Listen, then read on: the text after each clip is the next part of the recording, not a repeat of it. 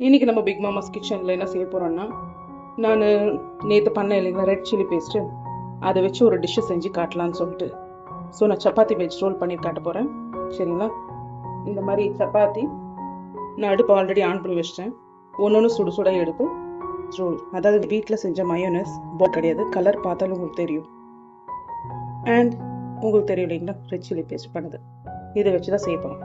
Okay, அது வச்சு நான் ஃபஸ்ட்டு மயோனஸ் அப்ளை பண்ணுறேன். சவுண்டு கேட்குதுங்களா? சப்பாத்தி நல்லா கிறிஸ்பியாக இருக்குது.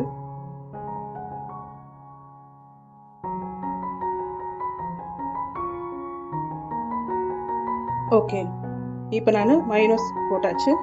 இப்போ ரெட் சில்லி பேஸ்ட் நான் பண்ணேன் இல்லைங்களா, அது இப்போ நல்லா அப்ளிகேட்டர் வச்சு சென்டரில் இருந்தாலே கரெக்டாக ஓகேங்க. மயோனஸ் ஃபுல்லாக அப்ளை ஆகணும்.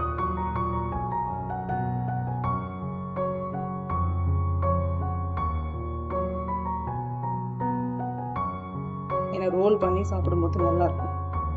சரிங்க, நீங்களாம் எப்படி இருக்கீங்க? டைமுக்கு சாப்பிட்றீங்களா?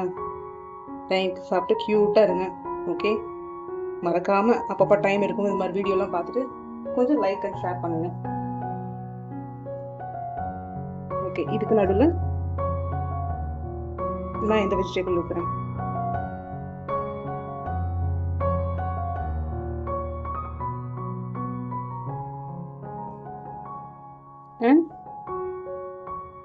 அண்ட் நான் சொன்னேன் இல்லைங்களா மசாலா, அது போட போகிறேன். அது ஸ்ப்ரிங்கிள் பண்ணிட்டு இப்போ ரோல் பண்ண வேண்டியது தான்.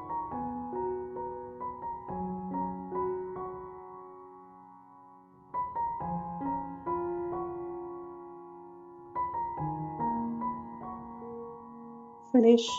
நான் இந்த மாதிரி எல்லாத்தையும் செஞ்சுட்டு உங்களுக்கு காட்டுறேன். டடா, finish. Veg role, homemade veg role finish. ஓகேங்களா?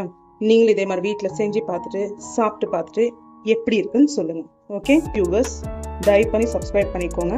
அப்போ தான் இந்த மாதிரி நிறைய கண்டென்ட் உங்களால் பார்க்க முடியும்.